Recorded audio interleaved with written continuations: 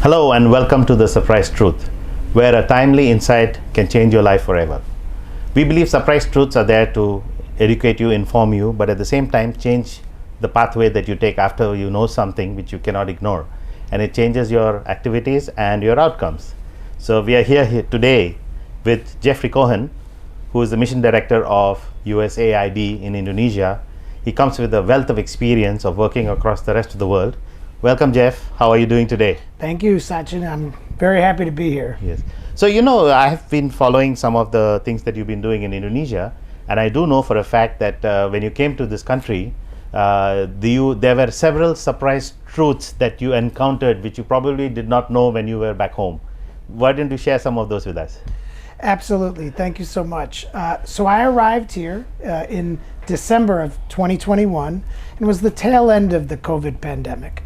And I had visited Indonesia before, but very briefly.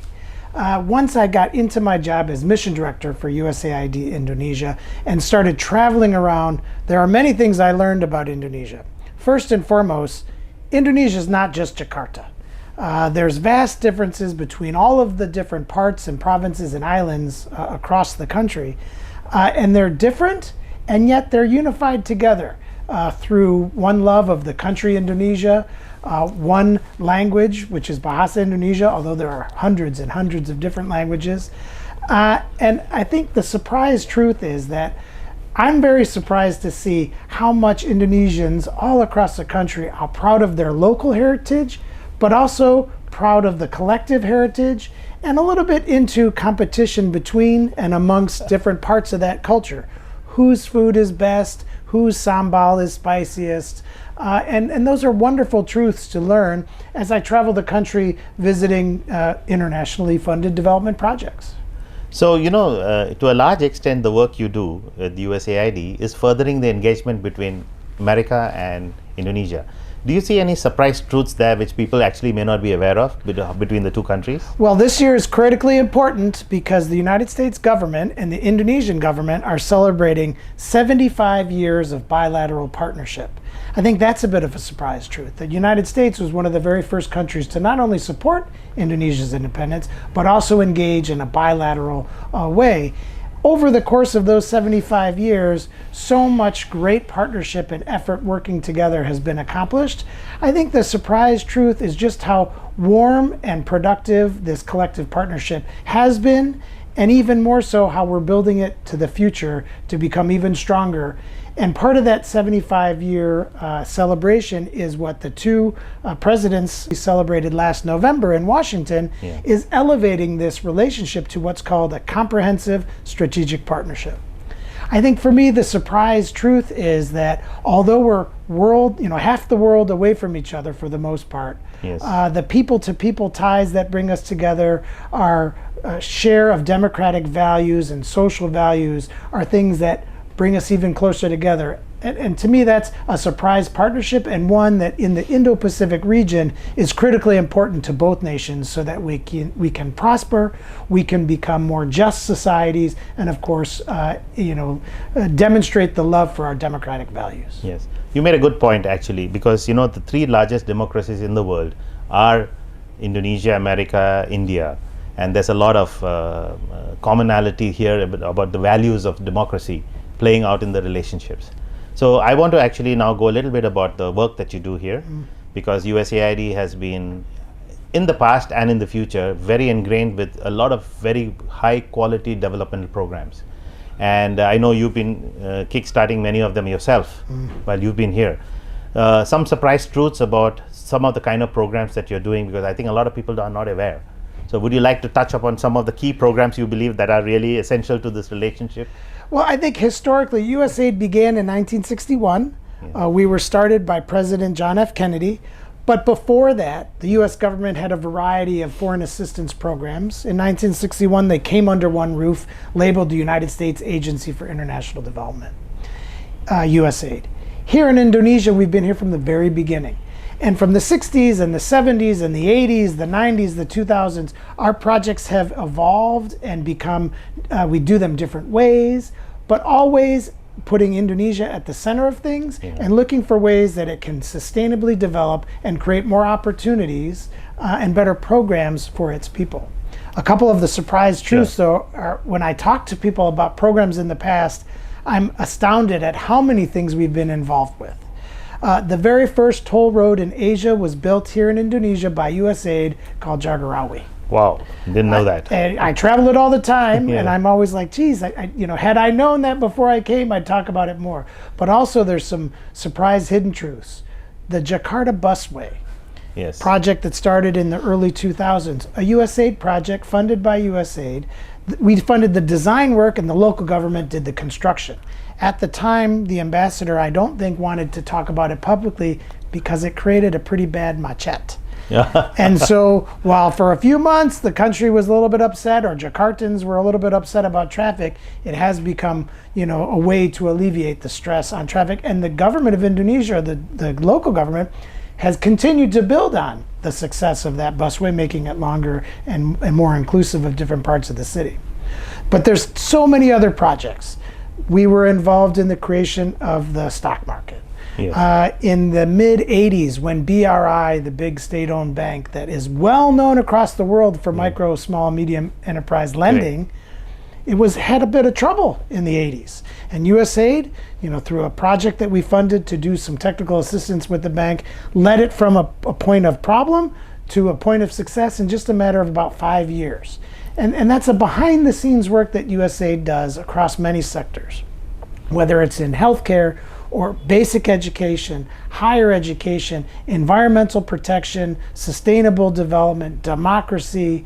These are all the areas that USAID has been working in since the beginning, but even more so since the early 2000s. Sure. And the 75th anniversary now is important, but there's another anniversary that's important this year.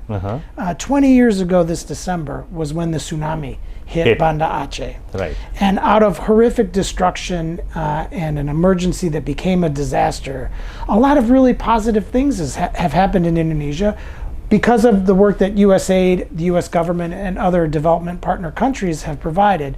But the resiliency and the human capacity, the ability for Indonesia to better prepare itself for the next emergency so that it doesn't become a disaster, I think is really a great story to tell. That's capacity building. Capacity building in the disaster risk reduction sector, in the response sector, in the reconstruction sector.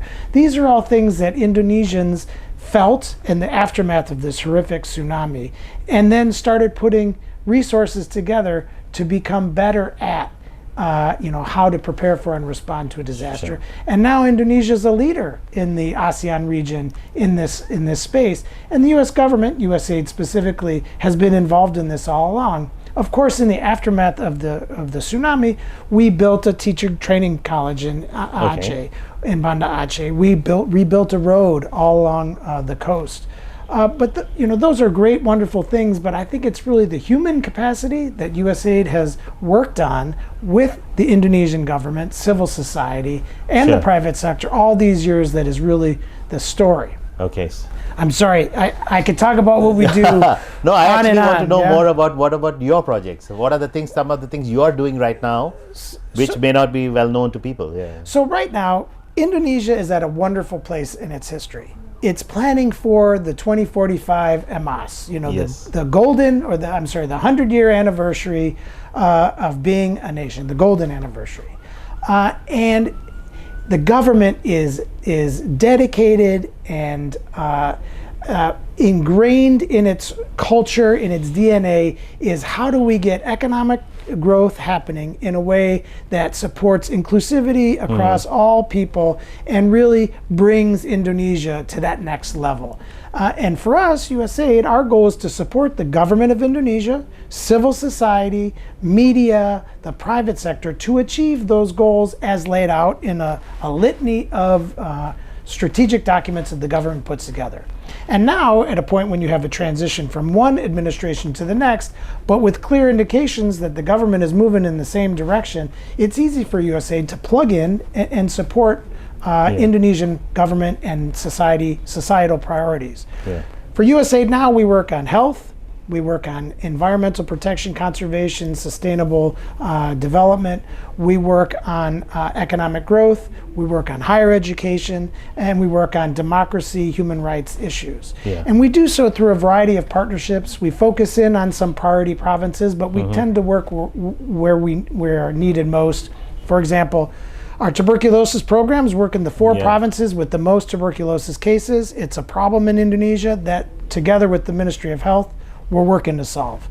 Currently, there's about 1 million new cases of tuberculosis every year in Indonesia. Yeah. And the key is, how do you identify those cases? How do you get people into treatment programs so that they can be cured? Because tuberculosis is a preventable, curable, manageable disease. You just need to know who has it and make sure that they're taking their medication on a regular basis and being tracked by medical professionals. So we're working hand in hand with the Ministry of Health in tuberculosis. We do similar things in HIV/AIDS, maternal and child health, and global health security, which became important in the pandemic environment, where we worked hand in hand with the government of Indonesia. We brought in vaccines. We help through local organizations get vaccines, shots in arms, in the furthest reaches of Indonesia. Okay. More importantly, now with Minister Budi and his team, we're focused on the health transformation and primary health care, making sure that where the citizens touch their public health care and private health care systems, that they're getting high quality care from skilled professionals, access at the right time, the funds are flowing in the right way, so all of these things can be done by government and the private sector in the most equitable and efficient way.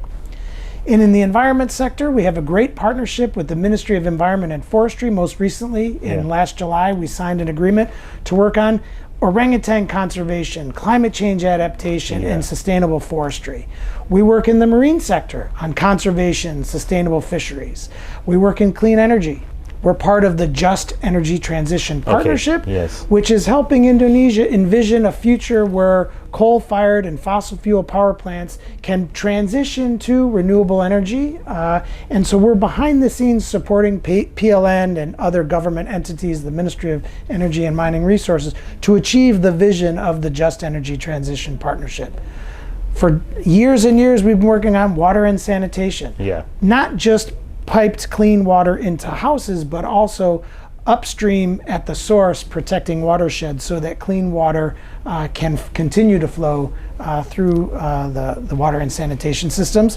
And then lastly, in the environment space, working on ensuring that plastics stay out of the ocean, get recycled, and create a circular economy that helps people engage in the plastic industry in a way that reduces the amount of plastics out there, recycles what exists, and also provides employment for folks who are out there working on collecting plastics, getting a fair price for those recyclable plastics, and making sure that those recycled plastics get to a market. So we're involved in all that. I'll go through a couple more points if you don't mind. On the basic education work, we did a lot of work on basic education in the past, a program called Prioritas, which was highly successful and has now been replicated by other organizations like the Tonoto Foundation. But we're now in the higher education space, where we want to upskill Indonesians to prepare them for the world of IT, cloud computing, and we do this in partnership with organizations like Amazon Web Services and higher institutions of higher learning across the country. I was just in Makassar visiting Unhas, which is a premier university in eastern Indonesia, working on how we're building centers where students can practice using high technology to better prepare them for the job market. And of course, I was at another organization called UNM, the State University of Makassar, where we're doing cloud computing training with Amazon Web Services, a partner I know that you know very well, who are also working together in the BLK system, the Second Chance Vocational Schools, again, doing cloud computing. The figure that I like to point to that I heard from Amazon was that Indonesia needs 400,000 new IT professionals every year. And so we need to keep pushing students through the pipeline so that they can get those IT and cloud computing skills, make more money, and move not only the economy forward in their own career paths, but also find those startup companies that are the next Traveloka unicorn or the next Gojek unicorn. That's right. Because Indonesia has a lot of capacity and potential. We just need to keep upskilling, educating the younger generation so they can take advantage of the opportunities in front of them. Last thing I'll say, Sure. and I know I'm a bit long-winded, Yeah. but I'm very passionate about development and our work here. In the democracy space, we've just gone through a fantastic election here in Indonesia. I was an election observer and got to go see KPU's ability to mount the largest election in the world happened here in Indonesia. And watching neighbors work with neighbors as they funneled through the voting booths and celebrate democracy was really inspirational. Yeah. From my vantage point, it was well organized, small numbers of people, but large number of places where you could vote. To me, it was a great system. And now we'll go through a transition and we'll work with the next group. We continue to be focused on local governance strengthening. Because of the decentralized system in Indonesia, there's a lot of capacity that needs to be built at the kabupaten, the district level, and at the city and the kota level, and then of course at the provincial level. Sure. We work in about 6 priority provinces, and of course in Papua, where new provinces have been created who definitely need capacity building. And we spend a lot of time working with the Ministry of Planning, Bappenas, to ensure that the right skills are in the right hands at these new provinces and districts so that they can receive resources from the central government and program them in ways that help people. So I think the surprise truth here is really the fact that the collaboration with America, USA, and Indonesia allows Indonesia to have access to top quality programs, best standards in the world. If you're looking at the startup world, the top startups in the world are in the US. And if you're looking at environmental programs, the source of programs are from the US. So Indonesia's close collaboration with the US does allow it to be very much aligned with what are the most important programs in the world of the highest quality. So I think that's a good surprise truth, that we are actually where the engagement is actually very futuristic and very much top notch. I agree, and just to highlight one key partnership is we have here recently, Chief Moore of the United States Forest Service visited Indonesia to sign an MOU, a Memorandum of Understanding, to work directly with the Ministry of Environment and Forestry on a host of sustainable forestry issues. And what that is a sharing of knowledge between these two entities that's going to help both Indonesia and America, the United States, advance into the future of fire prevention in forests, climate change, carbon credit tracking, and how you measure the impact of conservation programs so that you spread conservation widely and protect iconic species. These are all things that the United States does pretty well. Indonesia is doing very well. The deforestation rates here have come down under the current minister, Ibu Siti Nurbaya Bakar. And there's lots we can learn from each other. And there's lots of opportunity when you move around resources and upskill people and find capacity and share it. A lot of growth happens, and development is a surprise truth in itself. How far we've come in the world and how quickly we've come far recently here in Indonesia. And I think the parallel here is that both US and Indonesia have got so many administrative sections, like you have the various states, and here we have the various provinces. So that allows for a lot of diversity and inclusion to come into all these policies. And also partnerships. We're working on some partnerships with the Ministry of Environment and Forestry in what's called the Sister Park Program. Where we might have a national park in North Carolina engage with a national park in Kalimantan. These are programs we've had in the past, and we're going to bring them back to Indonesia so that we can continue to demonstrate how you can work together on big problems. And we always face a lot of big problems in the world. Okay. So now, Jeff, we are on to the last stage, and I would like to know some things about you personally. The surprise truths that you discovered about yourself, starting from being a young boy, and you're still young now, but the career journey that you have had is tremendous, and I would say that you are among the top pinnacles of success in your area, and you wouldn't have been there if you didn't discover certain things about yourself, and some of those things could be very inspirational to some of our audiences. So could you tell us a little bit about that? Yeah, thank you, Sachin. I have a number of stories in my life, but I'll give you a few that I think exemplify who I've become and who I am and who I was. When I was 15, I made a goal, and I think you always need to make a goal. And whether you achieve it or not isn't really the issue. When I was 15, my goal was I want to go visit 50 countries before I turn 50. I'm 53 now, Wow. and I've been to 39. So I didn't make my goal. I didn't achieve it, but I can tell you that those 39 I've seen and the things I've done in 50 or the time since I was 15 have been incredible. Yes. Can imagine. The first time I left the United States, I was 16. And this is one of those surprise truths in life that you don't realize until later. When I was 16, my blind Uncle Lenny, who was 65, asked me if I would accompany him to England, Scotland, and Wales on a 2-week trip to be his eyes. Wow. Now imagine 16 traveling with a 65-year-old blind man Yes. whose wife had recently passed, and he had always wanted to see England, Scotland, and Wales. So he asked me to be his eyes. So I said yes.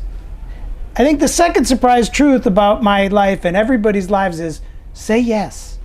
There was an old movie called The Yes Men where he said yes to everything and has changed his life in lots of positive ways. But I can, be honest. When you are offered opportunities, just say yes to them. Take it, because you don't know where it's going to lead. And that trip to England, Scotland, and Wales with my blind Uncle Lenny, where I spent time going from castles to churches to museums, on the bus, off the bus, describing what the crown jewels look like. Uh-huh. At 16, it was kind of tough because, I would have rather been listening to my Walkman. Yes. But I learned about a couple things. Surprise truth. Disability is just an obstacle. It is not something that stops you from doing anything. Uh-huh. My Uncle Lenny taught himself how to speak Spanish. He provided legal aid to poor people in the city of New York, and he traveled the world. So I learned the surprise truth that what people, call as disabilities can really inspire people who are strong and active to overcome and really live a fruitful and wonderful life as my Uncle Lenny did. So as I started along my journey from high school to college and beyond, I kept always looking for opportunities. I learned how to speak Spanish. I moved to Spain. Yeah. When I was in Spain, I fell in love with Spain. So when I graduated, moved back to Spain and opened a bar in 1993 in the beach called Rota in Spain. There's many small businesses, it didn't work out. And that's okay, because sometimes you need to fail to figure out how to succeed. And I think that's another surprise truth, right? Not everything's going to work out. If that had worked out, you wouldn't be here. I wouldn't be here today, absolutely. And then, of course, over my life, I did a number of things. When I left Spain, I moved to Detroit, and I was a salesman. Yeah. Selling carpet cleaning in high office space, office buildings like this. And I learned how to sell products and services to a company. I can tell you that the skills I learned there, the surprise truth is how much those skills of salesmanship helped me being a United States diplomat. Yes. And serving my country overseas. I learned, though, that I didn't want to be a salesman, that I wanted to do something else. So I went to graduate school in Monterey, California, and I started studying international development theoretically. Mm-hmm. While I was at this school called the Monterey Institute of International Studies at the time, now it's called the Middlebury Institute of International Studies in Monterey, new partnership. I met 40 Americans that were returned Peace Corps volunteers, which means they had served the United States as volunteers overseas living in villages all over the world. Okay. Every single one of them said they would do it again. I think that's another surprise truth. Listen to people. Listen to people. When people have something to share and they're telling you this is a really good thing, maybe you should try it too. And I don't mean the negative things in life that can cause you trouble. I don't mean peer pressure. I mean positive peer pressure. Positive things, yeah. And so I took my graduate degree in international policy studies, and I applied for and joined the Peace Corps. And I was a volunteer in Bolivia at the base of a beautiful mountain called Illimani, just outside of the capital city of La Paz. And I worked on local governance strengthening with a local mayor, and we had about 98 communities all around the town where I lived called Palca. The surprise truth that I learned from the Peace Corps was that I didn't really understand poverty and I didn't understand opportunity and the challenges of both. But also, I learned the surprise truth I learned is we're all the same. No matter where you're from, where you live, there are certain things, life, liberty, the pursuit of happiness. I'm an American. That's part of our tenet of society. Yes. There are certain things that bring us together. Love, family, friendship. You have to survive, so there are some basic needs. Yeah. But once you take care of basic needs, it's about opportunities. It's about taking advantage of opportunities, about helping others, Yes. Find opportunity. And that's what I learned in the Peace Corps, that these folks that on the surface, for an American coming from Detroit, Yeah. and I'm living in Polka, where I'm looking at something and viewing it as poverty. And then what I learned is, no, they have 6 cows, 30 llamas, 40 sheep. That's a very successful rural farmer in Bolivia. And, what I learned was how to learn from that experience and those people that could help me the rest of my career. Yeah. And as I transitioned from Bolivia Yeah. to my next role, which was with Peace Corps again as staff in Honduras, where I was managing volunteers who were out there working with mayors in local communities, I learned to teach those volunteers to listen more and learn and see how things are done before you start to try to make change, because you need contextual understanding of the culture, the language, the politics, the religion of the world you're in. When you're a foreigner overseas, you got to understand context to be successful. Yeah. As I eventually left Peace Corps and joined the United States Agency for International Development, USAID, and moved from Honduras to the Dominican Republic, eventually to Peru, and on to Afghanistan, where I spent many years, and then back and forth in Washington. I took those lessons learned from Peace Corps, from Bolivia, Honduras, that community development perspective, because I'm now removed from the community level, where I'm managing teams of people who are out there doing the community level work. But a few other lessons, surprise truths. And again, this goes back to just figuring, seeing what's out there and saying yes to different ideas. In the Dominican Republic, the number one sport is baseball. Baseball. Which is America's pastime. And I'm a baseball fan. I'm from Detroit. 1984 was the Detroit Tigers, was a big year for baseball and when I was a kid. But in the Dominican Republic, presidents, construction workers, doctors, and everybody can sit down at a table of dominoes over an ice cold beer and talk about baseball. It's the one unifying thing that brings all people from all walks of life together. And sometimes you have to find those things to move forward development. And so I partnered with the Office of Major League Baseball. I built a program that partnered between the Office of Major League Baseball, baseball teams from the United States, and Dominican baseball players who are professionals in the United States to do development work in their home communities. And it's been widely successful now for it's been more than 10 years that those types of activities continue. Similarly in Peru, I watched a movie once called River of Gold, and it was with the woman that made the movie. And it's about illegal gold mining in the Amazon, which remains a major challenge today. That's true. This very impactful movie that this woman, Sarah DuPont, made, and it had Herbie Hancock and Sissy Spacek as the narrators, and it's a beautiful film about this destruction of the Amazon, where folks are tearing up the forest looking for the tiniest flecks of gold. And the movie demonstrated how it's devastation to the biodiversity in the Amazon, but it's also poisoning people with mercury. Yeah. That movie inspired me. We started showing the movie at schools, and Sarah would do, this is very early on, video chats she would do with the students. And one day she said, Jeff, does USAID have any way to find resources to help me to do more with this movie? And I'm like, this is exactly what USAID does. I can't believe we didn't talk about this yet. And so we built a program with Wake Forest University, but based on the ideas in this movie. We started building this thing in 2012. It kind of got funded around 2015. It's still going today.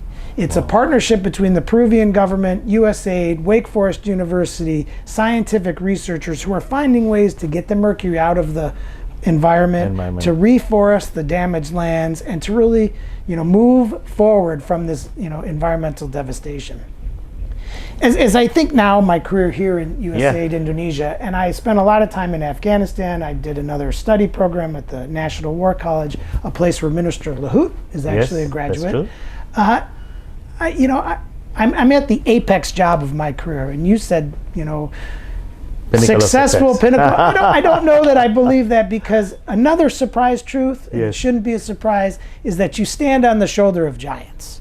No matter where I go in my career, the 30 odd countries that I've visited, the development projects I've helped start or implement or evaluate, the people that I get a chance to work with and lead, you never do any of this alone. Yes. You need to support others and be supported by others.